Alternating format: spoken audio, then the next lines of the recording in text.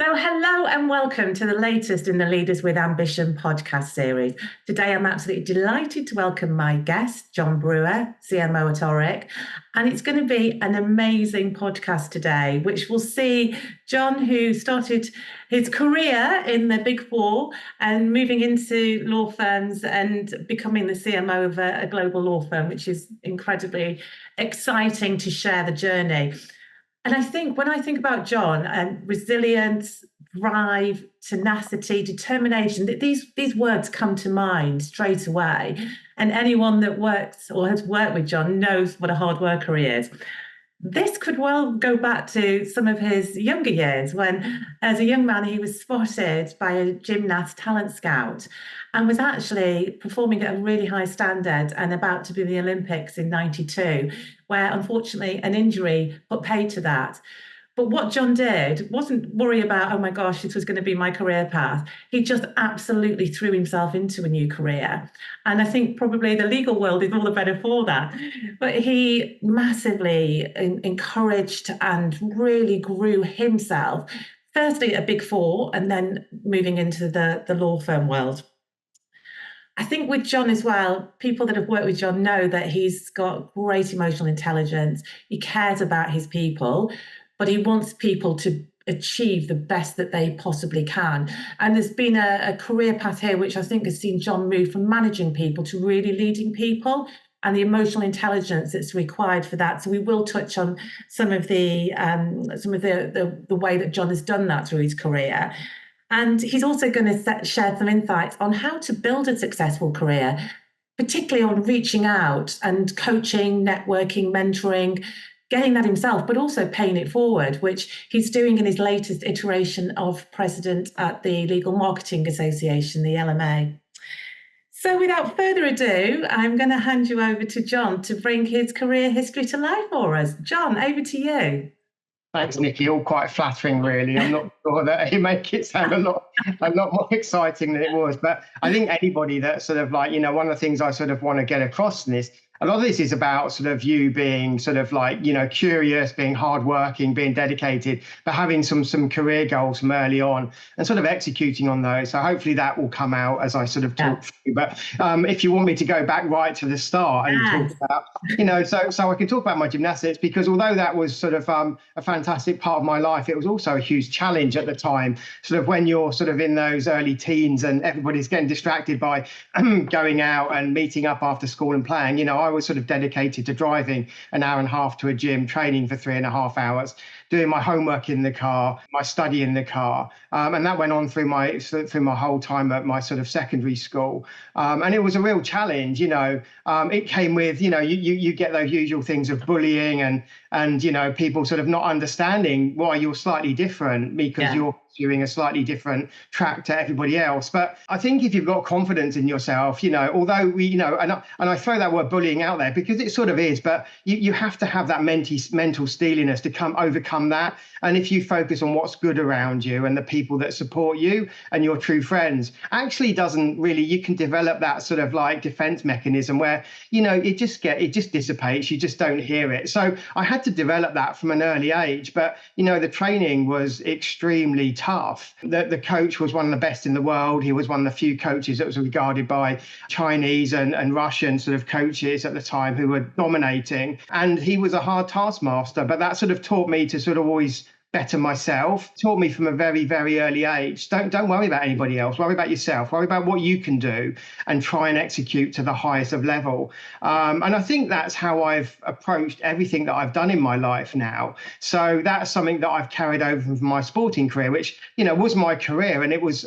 in the days of a choice between sport or education. There was no lottery funding back in those days. I don't really want to reveal how old I am, but it was a long time ago. So you had to make that tough choice. And, sort of when you sort of, have a horrific injury and everything you've trained for the last 10 years comes to an end, you could have that sort of mentality where you feel beaten and you sort of like withdraw into yourself. And I don't know whether it was my training or just the way I am, but I just saw that as another challenge, right? I've had a great time. Unfortunately, one of those chapters has come to an end, but let's see what's in the next chapter.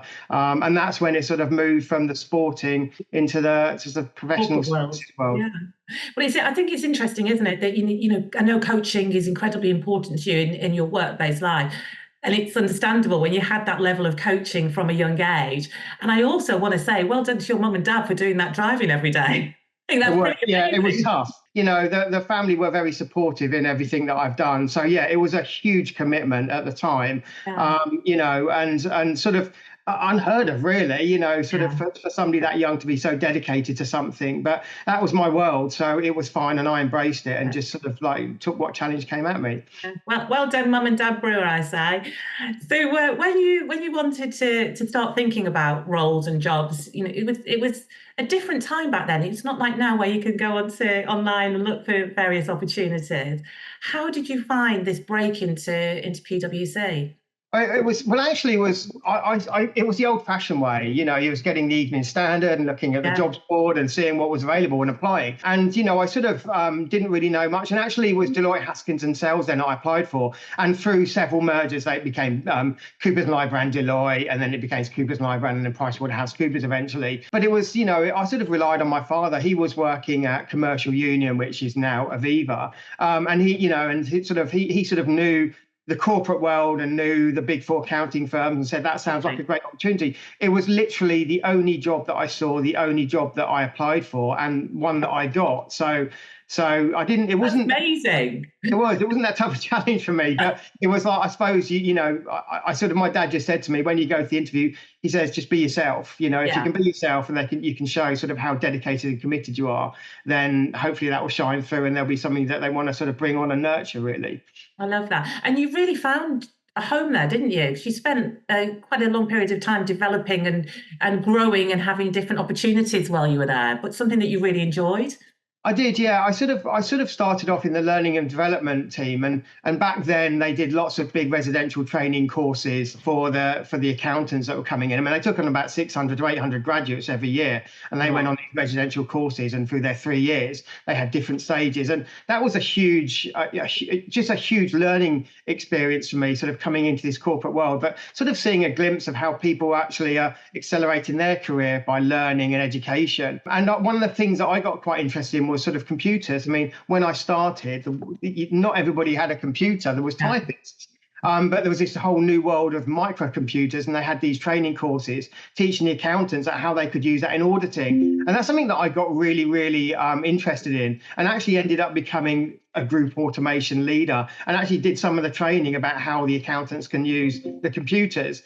And then I progressed, and as we merged, the sort of departments fizzled out, and I sort of ended up in a group called Marketing Shared Services, and I sort of, that was probably where I found my way and my sort of direction. Did a period where I focused on sort of film, digital production. If we were going to sort of pitch for a client work, we might go and interview a client, but that gave me great first-hand exposure of actually interacting with clients, speaking to them. And what I found valuable was, like, you can't go in cold. You need to understand their business, and you need to sort of understand what the challenges they're faces to make just to make the interview effective and to be able to be credible, to have a conversation with them. And I think that's something that's carried through now. And I go to the Legal Marketing Association, you hear a client panel, and the first thing that they talk about is they want people to understand their business. So maybe that was something that I sort of learned very early on in my career, that it is all about the client. It's not about anything else but understanding clients and understanding that their strategies should drive what strategies you have internally. And at what stage did you think, this is the career for me and I'm going to go all the way?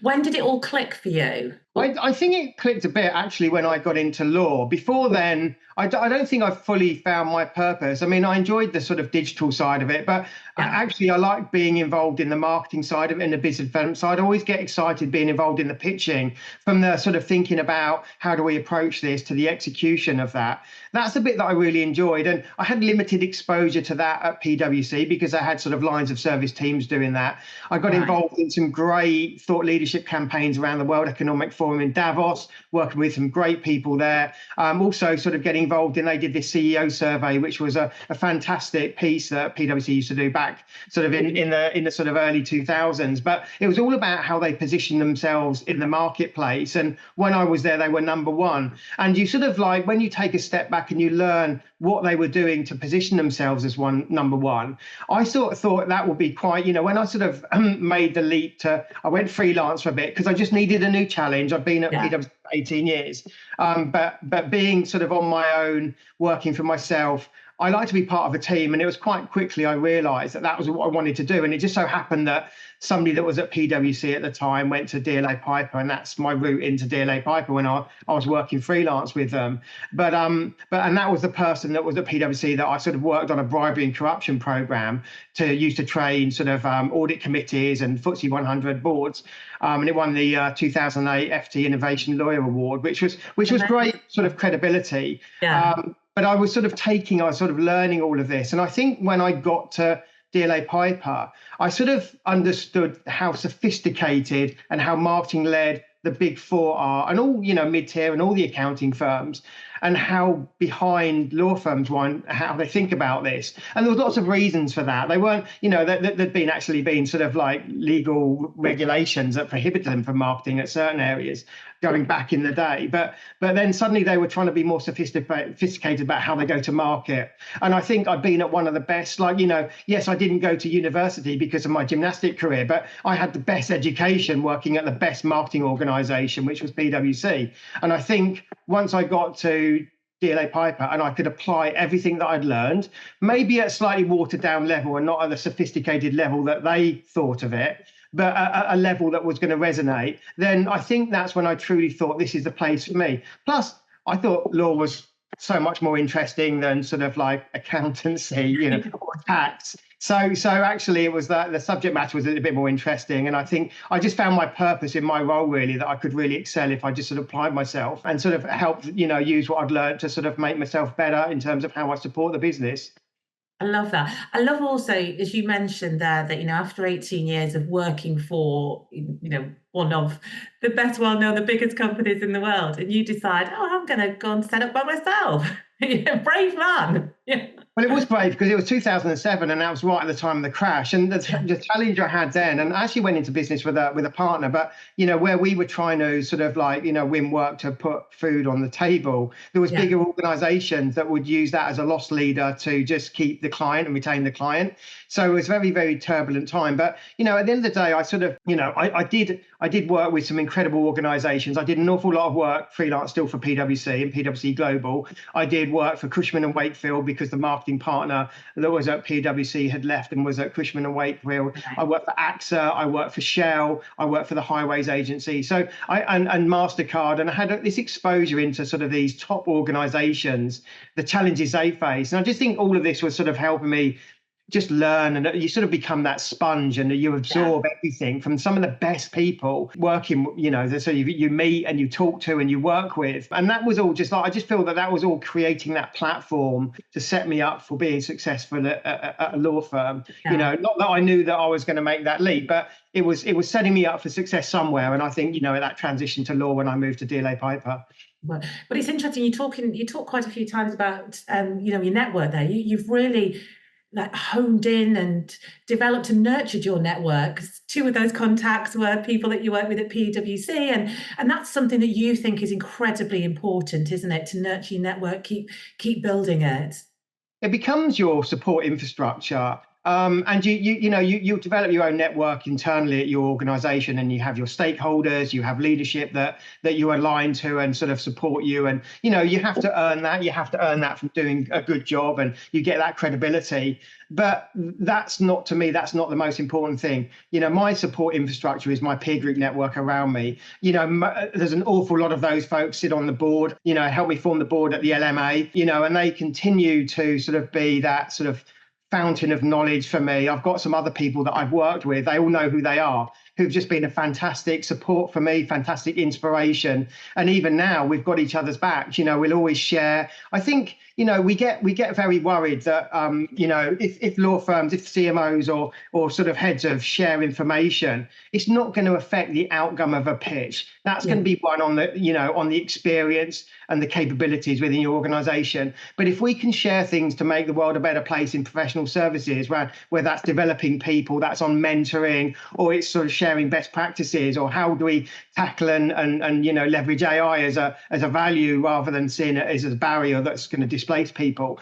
I think if you've got people around you that can help you brainstorm, talk about that, they're in the same situations, then the professional services world is going to be much, much better. And that's what we're trying to tackle at the LMA. That's how I approach it as my job now. But these people around me, there's probably 3 or 4 notably that have actually been sort of like helped me be successful. And even when I'm down or feel like I can't do something, we all doubt ourselves. You all think, sometimes you sort of you're not sure if you've really got the experience to do something, and you talk imposter syndrome comes in occasionally, does it? That little thing on your shoulder. It does, yeah. And you have that imposter syndrome, and you've got these people around you who are saying, like, have you just think about what you've achieved, what you do, what you know. When you talk, everybody listens to you. So I've sort of built this insulation of about 3 or 4 people around me that help me day in, day out, and like that will continue. And I feel that I'm the same for them. And it's something that I see that the juniors or the more junior people in the team don't see that as a value.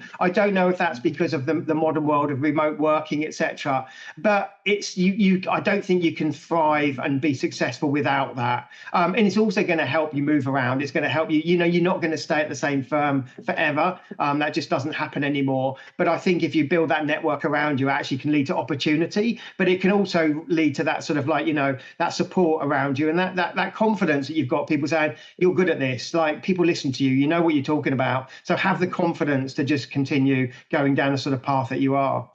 And I think that's a really good point around the networking piece. You need to think about how you can build that when you're going into a new industry as well, don't you? And as you say, find your people, find your crowd, and then you keep them close. And LMA is a prime example of where people can do that, but there's also different associations for different areas of work, aren't there? But it's really find those people and pay it forward, which is something I know you do a lot. And you've had great experience of networking, mentoring, coaching earlier on in your career. Hence why I think you want to pay it forward so much.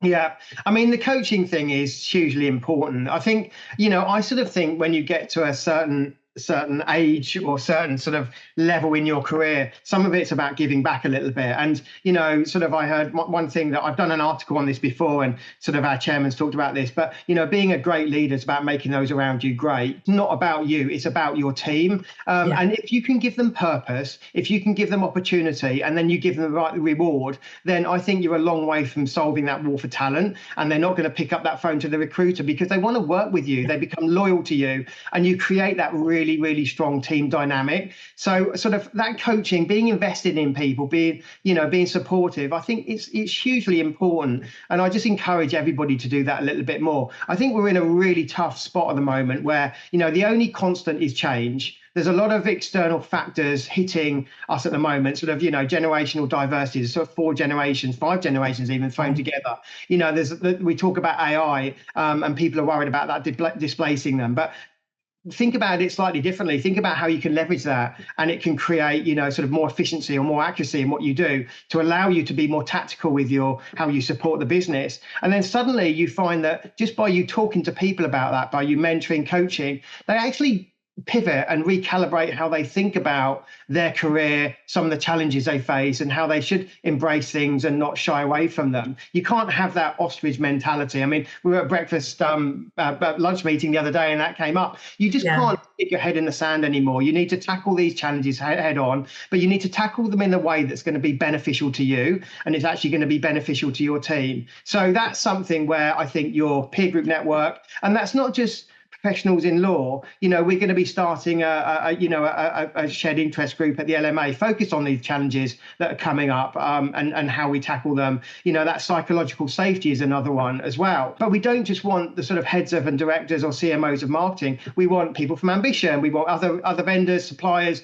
that are involved in the industry to be part of that, because it's it's where we need to come together to solve some of these problems. There's not going to be one solution, but actually we might create some best practices where we can all sort of learn from that. But I think people on different journeys and face different challenges, but collectively they'll hear things that think, that's interesting. I can take that and apply that to my day-to-day to solve that problem. So, it's quite exciting that we're doing that. But like I say, it's not a closed group. It really, we want to open it up so everybody can be involved that can influence change in our profession. I love that. And I love that idea. Again, this isn't anything that can't be shared. So why not share it? And why not learn from each other all the time? I think it's important. I do feel that in the pandemic, it was a really challenging time for the profession. It didn't turn out how bad it was. There's predictions of 25% revenue loss.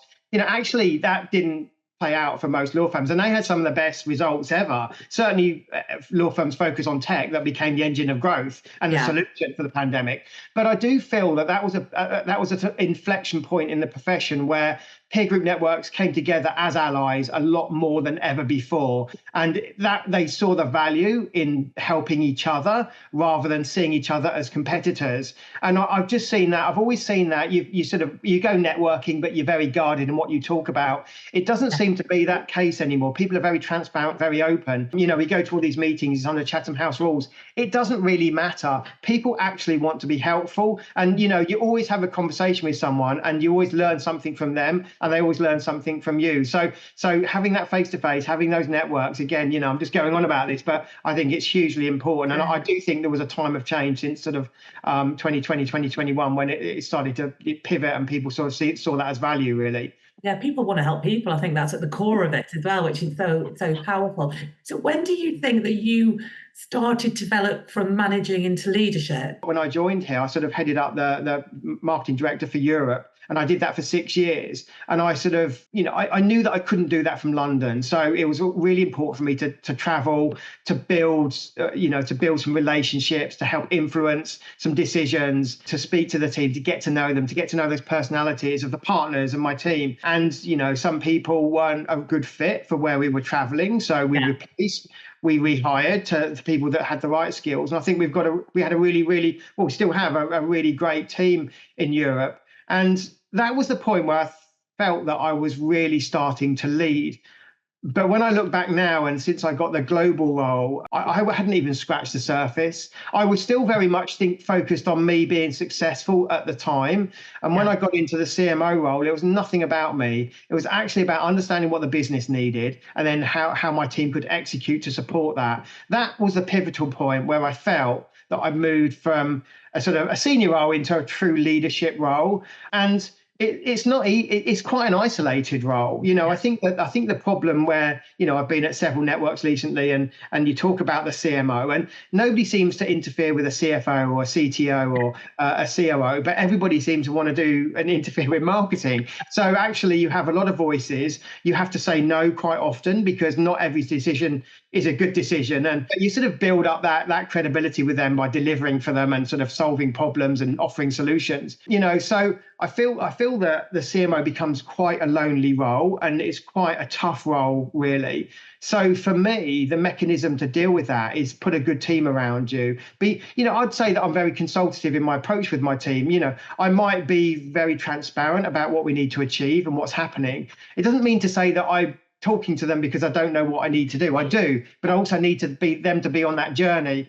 And it's that thing about change. If everybody isn't engaged and everybody isn't bought in, you're never going to affect good change. So I feel that consultative approach and sharing, that does trickle down. You share with your leadership team, and then that will filter down to their teams as well. But you're giving them very transparent sort of career path. You're giving them very transparent strategy perspective so that they can see where they fit in, and they won't just feel that they're a tiny little cog in the big machine. They actually feel that they've got a role and a purpose to play, and what they're doing is a value, and it's a piece of the bigger picture, but it's also a value. So I feel that's always been my approach. But that didn't really happen until I got into the CMO role. So, so I think that was, to answer your question, that was a pivotal point where I really started to sort of understand the value. And I remember that my boss at the time said to me, you are not going to know what your new normal is until a year's time. And then you will understand what your value is and what your new normal. And I'd say it actually took 2 years, so it took a lot longer because nothing's perfect and the world's changing so fast and these new challenges come at us and strategy changes, and you just need to be able to flex, but you need to be able to understand what the business is trying to achieve and be able to articulate that to the team so they can execute on every element that they do in their jobs. I think that's so important. As you say, this leadership of the team, you surround yourself with people that are better than you, make you look good as well. Why wouldn't you do that? Yeah. And you do. I've got people in my team are so bright and talented that you can get scared. And this is the thing. It's like, don't get scared about they're going to displace you or they're going to make you look bad. You have to embrace them and put them in the spotlight and let them shine. That is the way to do it. If you do the opposite, you're just constricting their value and you're actually making yourself look bad, because when actually somebody really drills down to that bit that they know that you don't know, you don't look good. I agree with you. And I think also it's interesting, as you were saying, that, about the CMO role and the challenges that CMOs face. And, your business leaders are around you. You're the owners of the company, the people you're saying no to. And you really do have to have that self-belief and strength of character, don't you, to be able to say no to a partner, but also you need relationships in place, because if you haven't got the relationship there, people aren't going to listen to you. So I know that's something that you've spent a lot of time building relationships, not just with your peers, but also in the places that you've worked as well, haven't you? Yeah, I think building that network, those stakeholders and supporters, has been through hard work and delivering and showing them what you can do and helping them be successful, about understanding what they need to do and helping execute that. I think that's vitally important, and that's how I've done it. And then once you have that credibility, it's easier to say no. And it's not saying no, it's about let's think about what you said, and let's think about where's the revenue coming from? How are we going to reach that audience? What's the best way? What do they want to hear? And actually, it's not just one audience, it's several. There might be commercial people, there might be legal people in there. So I think having that really solid understanding of your business, having that really sort of good stakeholder group that you've proved yourself to, and that takes time. It just takes hard effort. But even now, I tend to like to pick up some of the more higher profile pitches and lead them. And that involves some of the drafting, because, as well as that giving you credibility, you understand that, I got here because I'm quite good at that. I have this ability to sort of, a lot of people just jump into a pitch and it might be under a really pressured time frame, but you have to take a step nowadays and think, who are we competing against? What's our value proposition? How do we differentiate ourselves? You have to do that before you even launch into anything. Even if you think about sort of taking another pitch as an exemplar and tailoring it, you can't do that anymore. You have to think about every opportunity. And I feel that if I'm doing that, and if I'm leading pitches with big teams of people, they're learning from how you do it, and they're going away and they're doing that in their day to day. So I think rolling up your sleeves, leading by examples, I just think it's gone is the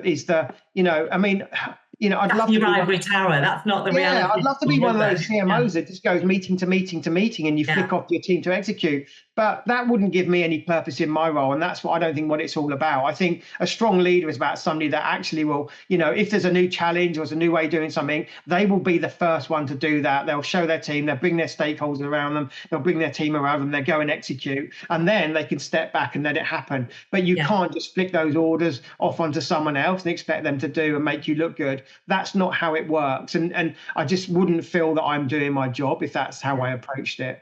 But I think it's great. You're obviously so passionate about pitching still, like you say, and getting involved in that, which is one of your strengths. So I love that. And people will learn so much from being alongside you working, seeing what you do and how you do it. So that, again, is that you're constantly developing people just by doing that, just by doing your job. And look, I do love the pitching, but I think there's new ways of doing things as well. And having a strong campaign approach about how you go and talk to the market is, it takes a lot of effort to take a step back and understand the strategy of the firm and think about, how am I going to resonate with the right audiences on these areas, and what's an innovative way to do it? What's everybody else doing? How can we be different? So pitching isn't just the written pitches. It's actually about how you sort of, your go-to-market strategies, how you're seen in the marketplace, how you connect with people, and how you execute on that. And we do some wide campaigns that we type a lot of people, but the end game might be actually just getting a report in front of 10 GCs or 10 commercial people to talk around how we can help them.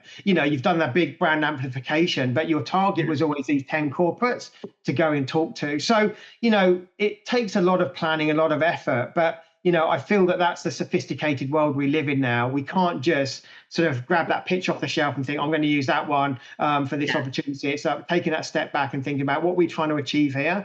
But you can't do that on your own. Yeah, some of the best people I've learned with are partners in the firms that I've worked with at PwC, at DLA, and at Oric.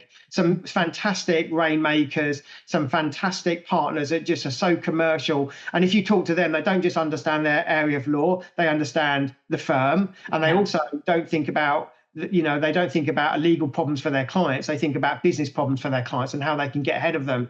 These are the people that I've just attach myself to, try and have regular check-ins, talk to them when they pass through London, or I see them at, if I'm in the US in their offices, or if I'm at strategy meetings. They're the people that I learned so much from. And I think for me, that's why I'm a person that comes in the office 5 days a week, because I'm still learning. I'm a CMO. I've been doing this now for 5 years. I've been in professional services for, I think, 35 years.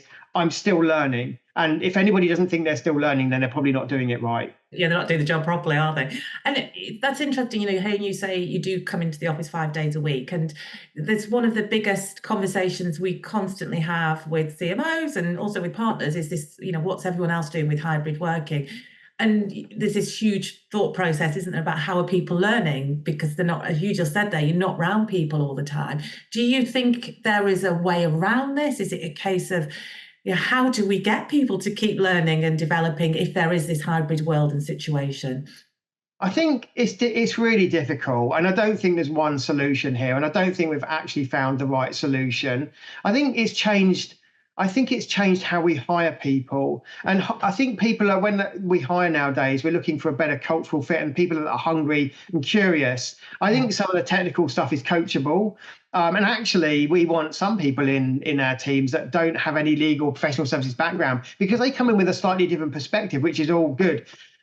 I don't think we've solved the problem of how people develop, in a remote world, because they're just not listening to people. That, it might be a specialist or executive level that are listening to how their manager deals with a tricky situation in the office. You don't see that when you're sitting in your own sort of study at home, or, so I think we have to sort of still think about, what gaps have we got in training and development we need to fill? How can we how can we recreate that in a virtual world? Or how can we maximize the time in the office when people can still learn in that way? So I still think we're on that journey, Nikki, really, that we haven't figured it out fully. I think we're getting a better handle on it. And I think we're getting more used to this. But, I've been more comfortable with the fact that I know some people that can be more productive if they just have a week working at home, if they've got a couple of pitches on and they need to get their head down. Yeah. So I think, people, I look at my team and people have earned the right to have that, they're through their trust, through their hard work and through their sort of fantastic work product, they've earned the right to be able to sort of dictate that way. So I think flexibility is coming more into it. We're not going to say you need to be in the office 3 and at home 2, or 2 at home and whatever. Yeah. I think it's going to be more down on individuals. How do you think you can best do your job? But don't forget that actually we're still in a sort of relationship-driven world, and you need to sort of make sure that you're building those relationships. Yeah, and I think more and more clients are going into the office 4 or 5 days a week, aren't they? And this is the world that we live in, professional services. Then you need to do what your clients are doing. So it changes all the time. And we're just going back a little bit. You've done a lot of travel throughout your career. You mentioned earlier on in your career being part of Davos, which must have been absolutely amazing. But your role is a global role, and I know you've got a family as well. How have you made it all work? Is it just juggling balls and hopefully not dropping too many? It is a bit juggling. I mean, it's probably slowed down a little bit after the pandemic, but also, there are other tools out there to allow you to connect globally a bit more easily now. And, I do have to think about the carbon footprint and the impact on the environment. I don't just want to be jumping on planes every week, but I think certain things, I just, when I got into this role, I said, I can't do it from London to my boss. I said, I need to be able to travel and see sort of key stakeholders and see the partners and see my team. And, I think that's vitally important. So I just found a balance, really. I mean, because I'm a CMO for a US law firm based in London, my biggest challenge is actually when I'm in the UK, because most of leadership on the West Coast and that 8-hour time change is quite tough.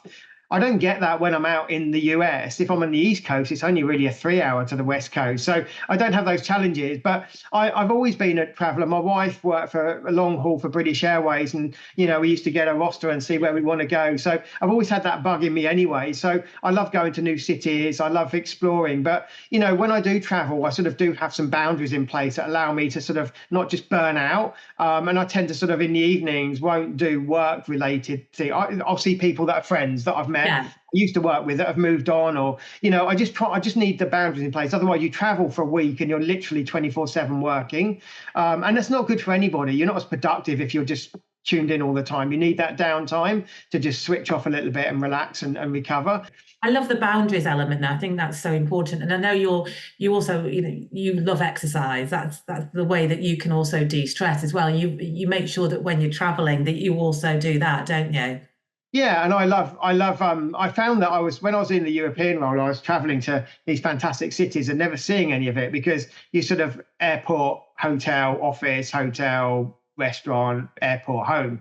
So I started running a long time ago, and I've got all these running routes now, and I've sort of fallen in love with these cities where when I'm a really early riser, and I love running in these cities when they're just waking up and they're sort of at their most innocent, really, and they're very, very natural. And it might be in Milan when sort of the vendors are just setting up for the day, or it could be in Paris, or I've got when I go to the US, I love running around Central Park in New York, or I've got runs in Boston, and I just got all these great things that I'm seeing the cities, I'm seeing the culture, I'm sort of living the culture at the same time. So the run isn't just about the run, it's about a multitude of things, really. And then I suddenly felt a bit more connected to the place where I am, and I can go in the office with a clear mind, and feel a bit more in tune. I love that. It's such a great idea, and an amazing way to see it. If you like running, it's a great idea. Yeah. Maybe if you don't, not so good. So what are you finding is keeping CMOs awake at night, you and your peers? What are the biggest challenges at the moment? I think for me, what keeps me awake at night is having that West Coast leadership team, because they're decent long.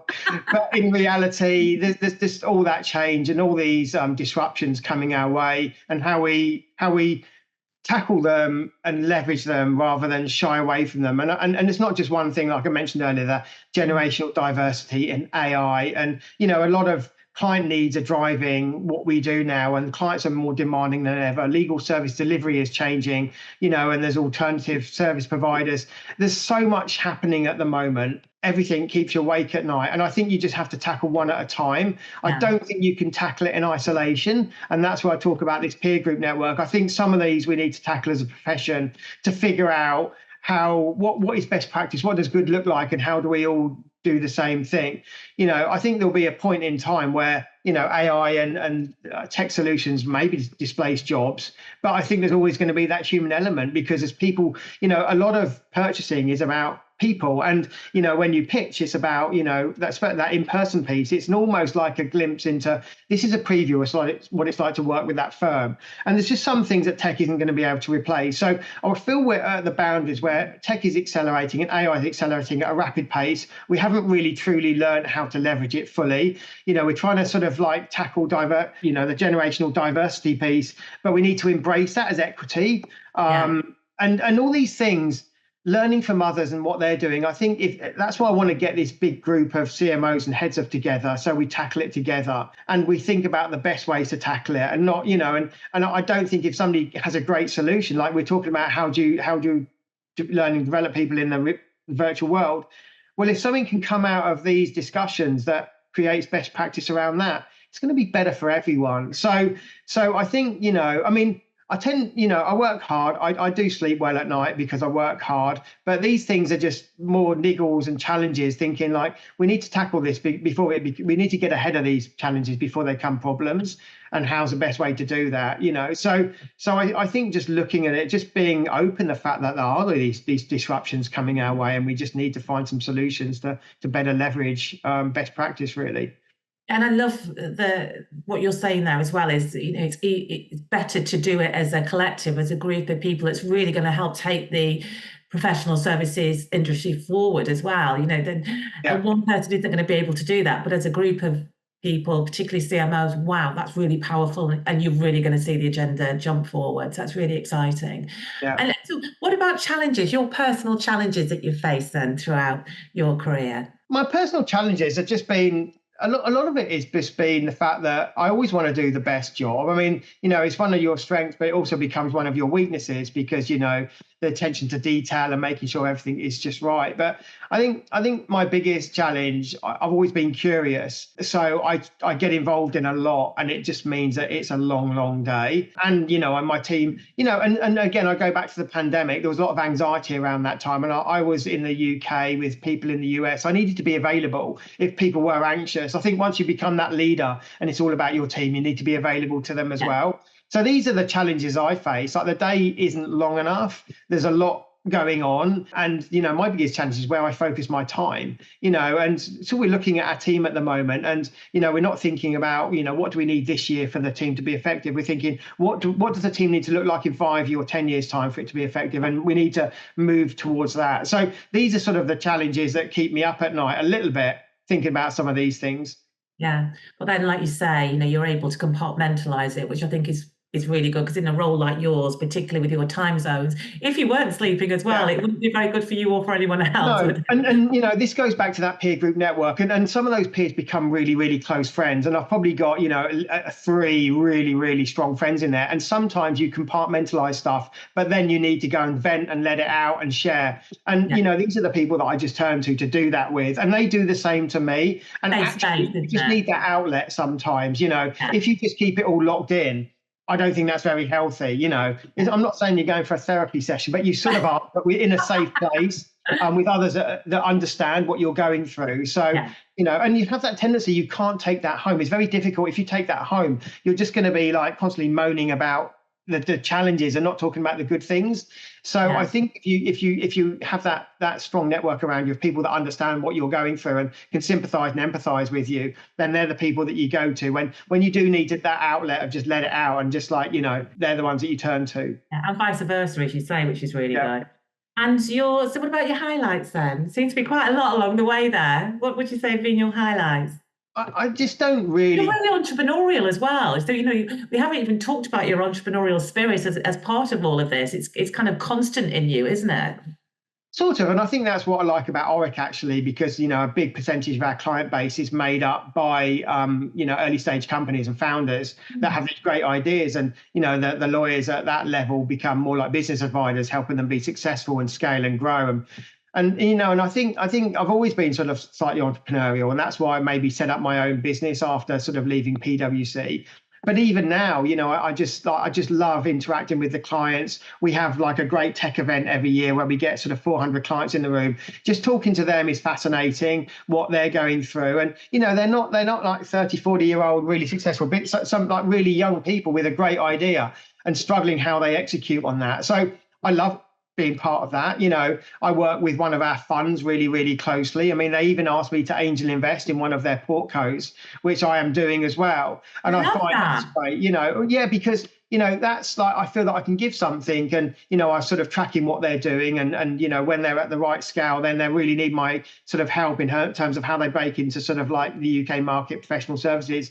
And it actually gives you actually just gives you that reinforcement that you can add value to people, and you do know what you're talking about. So all these things really sort of, the combination of the highs. But for me, it's just, I don't, they're personal things. It's that's not really what's important to me. It's making sure that the team are happy and making sure that the team feel that they're working in jobs with purpose. That's what's really important to me. So that will override any personal achievement I'll get now. That's long gone. Like my team being successful is my success. So that's where I focus now on sort of my attention and my time. Yeah, that's real leadership, isn't it, as well, I'd say.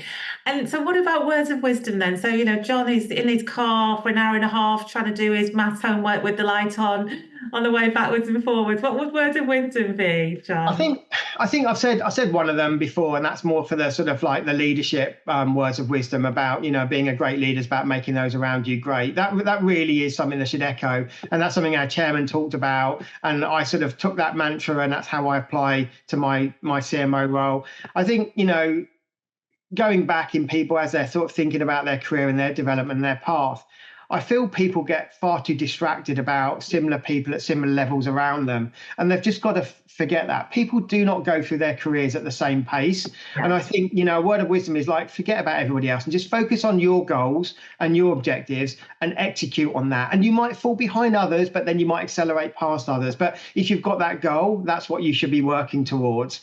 But also, as part of that, as people pick up these skills, back yourself, have confidence to sort of really, sort of like know what you're talking about and add value in terms of anything that you apply yourself to. And I see some of my sort of like, I go back to below manager level, even on calls with partners. And because they've researched something, they understand it, they're confident enough to talk out and contribute to the debate rather than just be a passenger. I love that, and I think that's a real sign of strength in someone that can do that. So always back yourself to have that confidence that you know what you're talking about and you can add value. And the last thing that I just think is people just need to be curious. I think the most successful people are those curious people, and if that's how you approach work, like I said, there's a lot of change going on and you need to be curious about everything. So I think if you take those sort of three things and apply that you're sort of setting yourself up for success, really. Love that. Well, I have to say thank you so much for your time today. I found it really interesting, and those words of wisdom, be curious, back yourself, and definitely nurture your networks because that will pay itself forward as well. Thank you so much for your time today, John. It's been an absolute pleasure speaking to you. Thanks, Nikki.